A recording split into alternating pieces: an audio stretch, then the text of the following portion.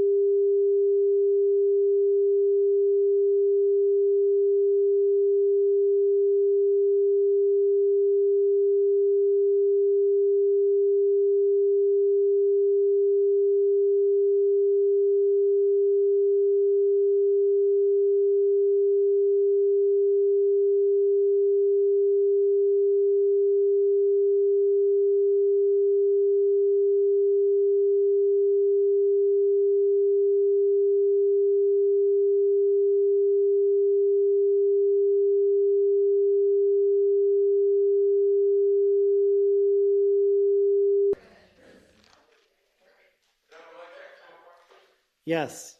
1 2 1 2 1 2 3 4 5 6 7 8 9 10. Mic check. Luis. 1 2 1 2 1 2. 1 2 3 4 5 6 7 8 9 10.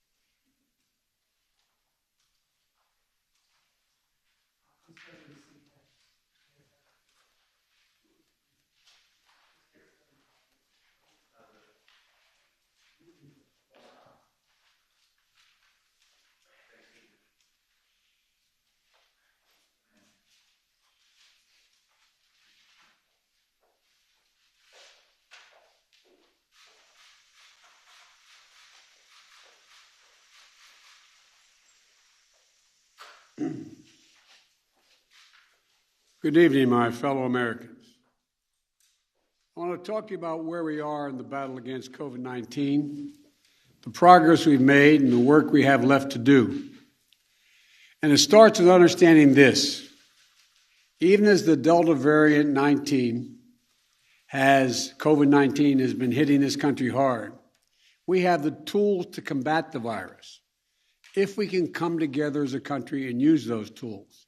If we raise our vaccination rate, protect ourselves and others with masking, expanded testing, and identify people who are infected, we can and we will turn the tide on COVID-19.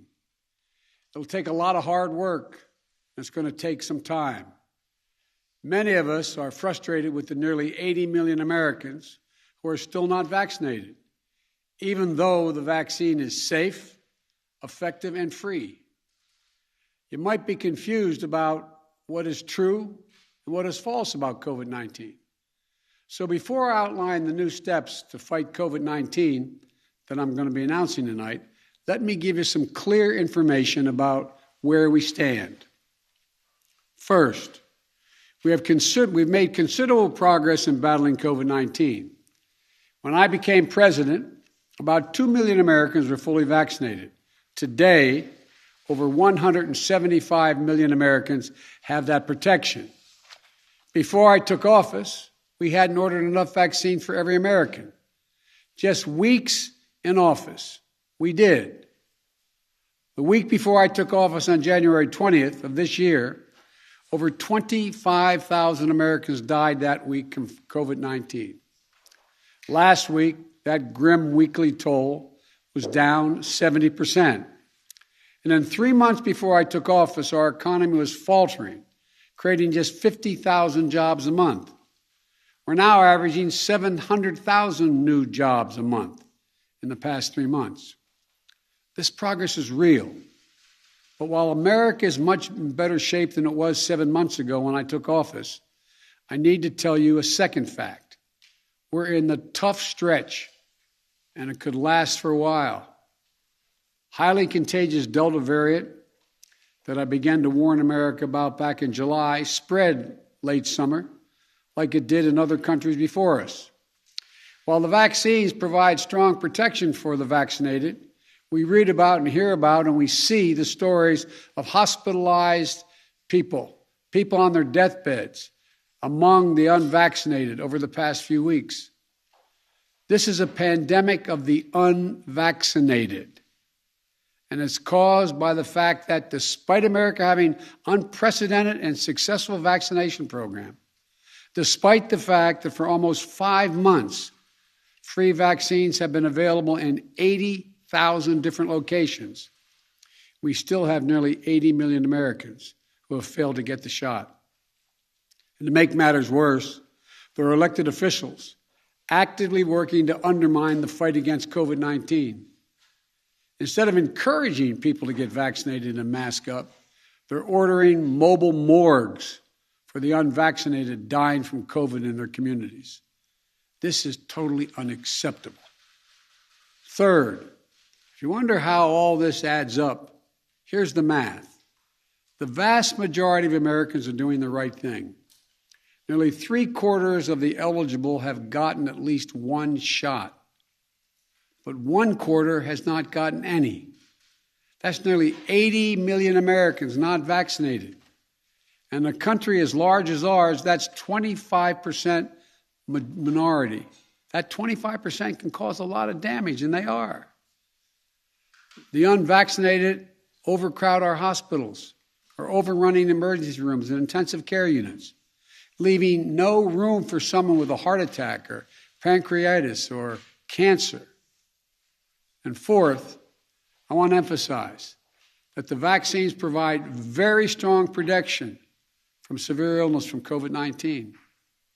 I know there's a lot of confusion and misinformation, but the world's leading scientists confirm that if you are fully vaccinated, your risk of severe illness from COVID-19 is very low. In fact, based on available data from the summer, only 1 out of every 160,000 fully vaccinated Americans was hospitalized for COVID per day. These are the facts. So here's where we stand. The path ahead, even with the Delta variant, is not nearly as bad as last winter. But what makes it incredibly more frustrating is that we have the tools to combat COVID-19, and a distinct minority of Americans, supported by a distinct minority of elected officials, are keeping us from turning the corner. These pandemic politics, as I refer to, are making people sick, causing unvaccinated people to die. We cannot allow these actions to stand in the way of protecting the large majority of Americans who have done their part and want to get back to life as normal. As your president, I'm announcing tonight a new plan to require more Americans to be vaccinated to combat those blocking public health. My plan also increases testing, protects our economy, and will make our kids safer in schools. It consists of 6 broad areas of action and many specific measures in each of those actions you can read more about in whitehouse.gov. Whitehouse.gov. The measures, these are going to take time to have full impact. But if we implement them, I believe, and the scientists indicate, that the months ahead we can reduce the number of unvaccinated Americans, decrease hospitalizations and deaths, and allow our children to go to school safely and keep our economy strong by keeping businesses open. First, we must increase vaccinations among the unvaccinated with new vaccination requirements. Of the nearly 80 million eligible Americans who have not gotten vaccinated, many said they were waiting for approval from the Food and Drug Administration, the FDA. Well, last month, the FDA granted that approval. So, the time for waiting is over. This summer, we made progress through the combination of vaccine requirements and incentives, as well as the FDA approval. 4 million more people got their first shot in August than they did in July. But we need to do more. This is not about freedom or personal choice. It's about protecting yourself and those around you, the people you work with, the people you care about, the people you love. My job as president is to protect all Americans. So tonight, I'm announcing that the Department of Labor is developing an emergency rule to require all employers with 100 or more employees that together employ over 80 million workers to ensure their workforces are fully vaccinated or show a negative test at least once a week. Some of the biggest companies are already requiring this. United Airlines, Disney, Tyson's Food, and even Fox News. The bottom line, we're going to protect vaccinated workers from unvaccinated coworkers. We're going to reduce the spread of COVID-19 by increasing the share of the workforce that is vaccinated in businesses all across America. My plan will extend the vaccination requirements that I previously issued in the healthcare field. Already, I've announced we'll be requiring vaccinations of all nursing home workers who treat patients on Medicare and Medicaid because I have that federal authority. Tonight, I'm using that same authority to expand that to cover those who work in hospitals, home health care facilities, or other medical facilities, a total of 17 million healthcare workers. If you're seeking care at a health facility, you should be able to know that the people treating you are vaccinated. Simple, straightforward, period. Next, I will sign an executive order that will now require all executive branch federal employees to be vaccinated, all. And I've signed another executive order that will require federal contractors to do the same. If you want to work with the federal government and do business with us, get vaccinated. If you want to do business with the federal government, vaccinate your workforce. And tonight, I'm removing one of the last remaining obstacles that make it difficult for you to get vaccinated. The Department of Labor will require employers with 100 or more workers to give those workers paid time off to get vaccinated. No one should lose pay in order to get vaccinated or take a loved one to get vaccinated. Today, in total, the vaccine requirements in my plan will affect about 100 million Americans, 2/3 of all workers. And for other sectors, I issue this appeal to those of you running large entertainment venues, from sports arenas to concert venues to movie theaters. Please require folks to get vaccinated or show a negative test as a condition of entry. And to the nation's family physicians, pediatricians, GPs, general practitioners. You're the most trusted medical voice to your patients. You may be the one person who can get someone to change their mind about being vaccinated. Tonight, I'm asking each of you to reach out to your unvaccinated patients over the next 2 weeks and make a personal appeal to them to get the shot. America needs your personal involvement in this critical effort. My message to unvaccinated Americans is this: what more is there to wait for? What more do you need to see?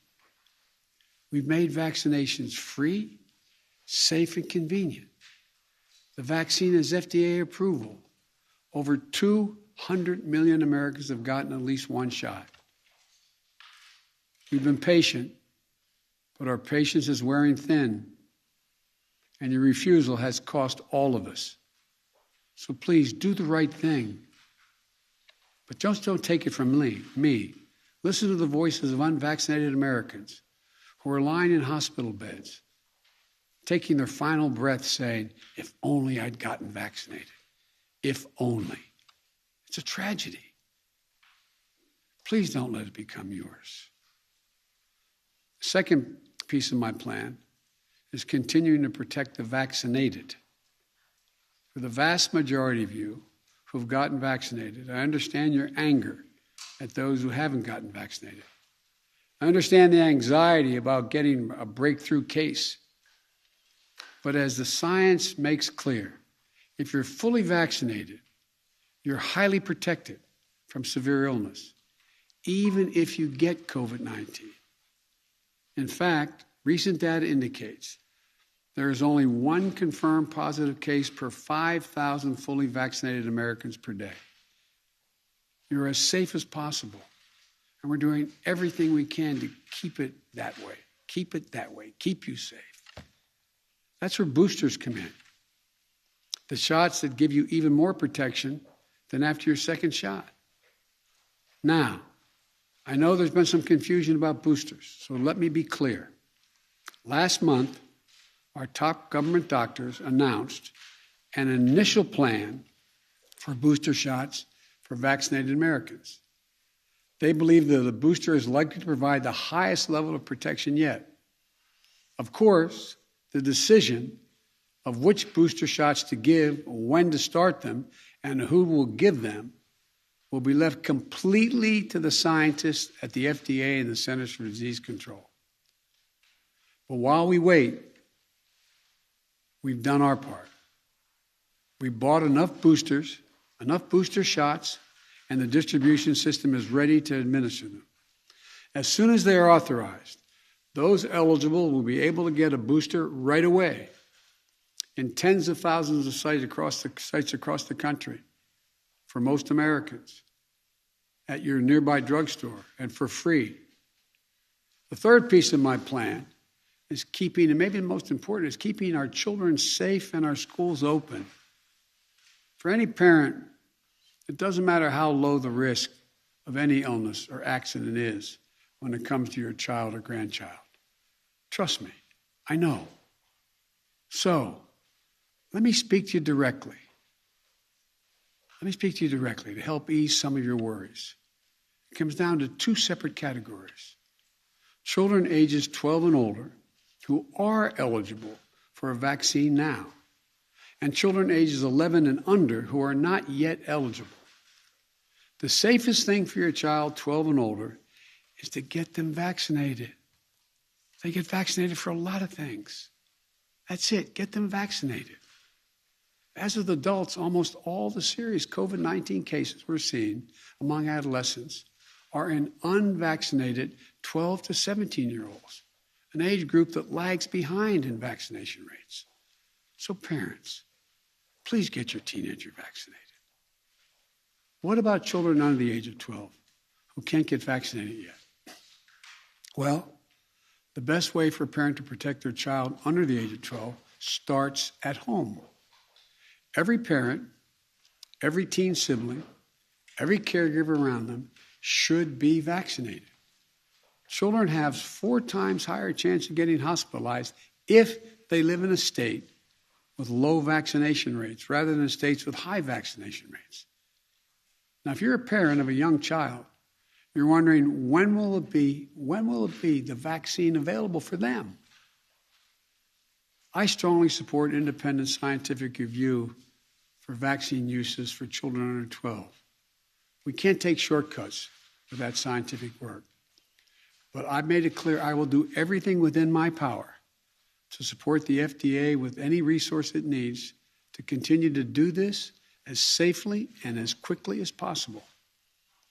And our nation's top doctors are committed to keeping the public at large updated on the process so parents can plan. Now to the schools. We know that if schools follow the science and implement the safety measures like testing, masking, adequate ventilation systems, which we provided the money for, social distancing, and vaccinations, then children can be safe from COVID-19 in schools. Today, about 90% of school staffs and teachers are vaccinated. We should get that to 100%. My administration has already required teachers at the schools run by the Defense Department, because I have the authority as president of the federal system, the Defense Department and the Interior Department, to get vaccinated. That's authority I possess. Tonight I'm announcing that will require all of nearly 300,000 educators in the federal paid program, Head Start programs, must be vaccinated as well to protect your youngest, our youngest, most precious Americans, and give parents the comfort. And tonight, I'm calling on all governors to require vaccination for all teachers and staff. Some already have done so. We need more to step up. Vaccination requirements in schools are nothing new. They work. They're overwhelmingly supported by educators and their unions. And all school officials trying to do the right thing by our children, I'll always be on your side. Let me be blunt. My plan also takes on elected officials in states that are undermining you and these life-saving actions.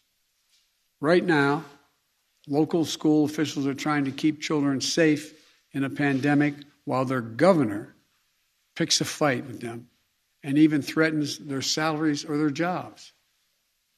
Talk about bullying in schools.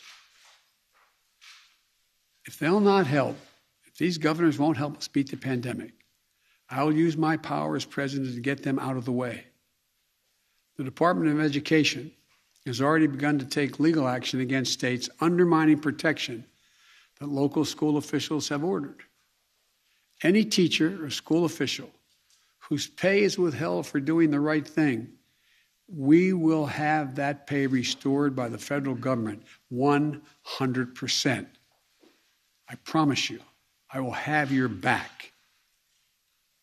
The fourth piece of my plan is increasing testing and masking. From the start, America has failed to do enough COVID-19 testing. In order to better detect and control the Delta variant, I'm taking steps tonight to make testing more available, more affordable, and more convenient. I'll use the Defense Production Act to increase production of rapid tests, including those that you can use at home.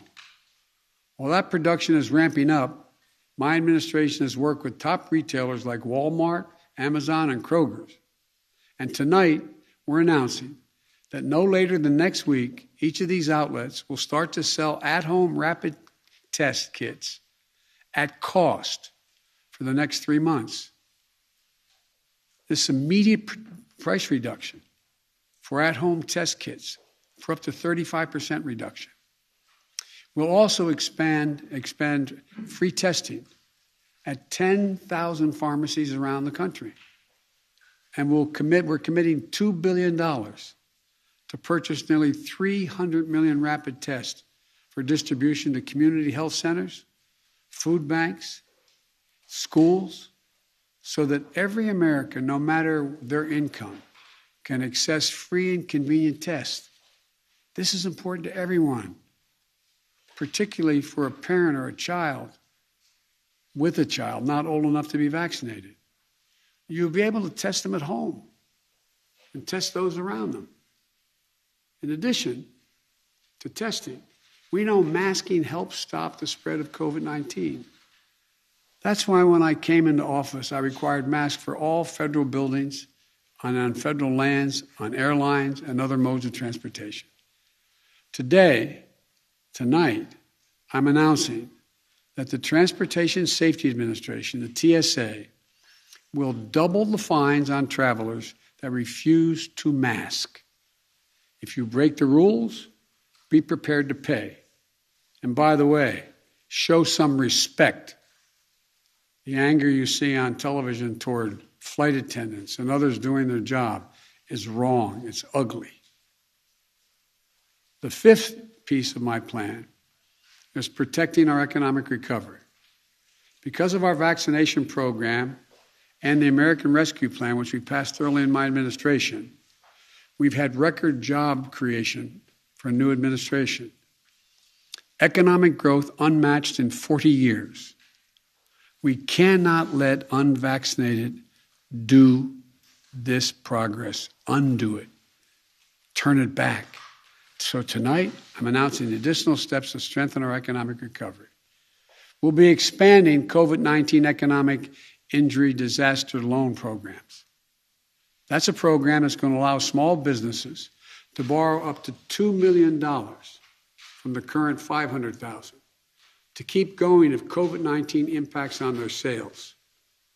These low-interest long-term loans require no repayment for 2 years and can be used to hire and retain workers, purchase inventory, or even pay down higher-cost debt racked up since the pandemic began. I'll also be taking additional steps to help small businesses stay afloat during the pandemic. Sixth, we're going to continue to improve the care of those who do get COVID-19. In early July, I announced the deployment of surge response teams. These are teams comprised of experts from the Department of Health and Human Services, the CDC, the Defense Department, and the Federal Emergency Management Agency, FEMA, to areas in the country that need help to stem the spread of COVID-19. Since then, the federal government has deployed nearly 1,000 staff, including doctors, nurses, paramedics, into 18 states. Today, I'm announcing that the Defense Department will double the number of military health teams that they'll deploy to help their fellow Americans and hospitals around the country. Additionally, we're increasing the availability of new medicines recommended by real doctors, not conspiracy theorists. The monoclonal antibody treatments have been shown to reduce the risk of hospitalization by up to 70% for unvaccinated people at risk of developing severe disease. We've already distributed 1.4 million courses of these treatments to save lives and reduce the strain on hospitals. Tonight, I'm announcing we will increase the average pace of shipment across the country of free monoclonal antibody treatments by another 50%. Before I close, let me say this. Communities of color are disproportionately impacted by this virus. And as we continue to battle COVID-19, we will ensure that equity continues to be at the center of our response. We'll ensure that everyone is reached. My first responsibility as president is to protect the American people and make sure we have enough vaccine for every American, including enough boosters for every American who's approved to get one. We also know this virus transcends borders. That's why even as we execute this plan at home, we need to continue fighting the virus overseas, continue to be the arsenal of vaccines. We're proud to have donated nearly 140 million vaccines over 90 countries, more than all other countries combined, including Europe, China, and Russia combined. That's American leadership on a global stage. And that's just the beginning. We've also now started to ship another 500 million COVID vaccines, Pfizer vaccines, purchased to donate to 100 lower-income countries in need of vaccines. And I'll be announcing additional steps to help the rest of the world later this month. As I recently released the key parts of my pandemic preparedness plan so that America isn't caught flat-footed with a new pandemic comes again, as it will. Next month, I'm also going to release a plan in greater detail.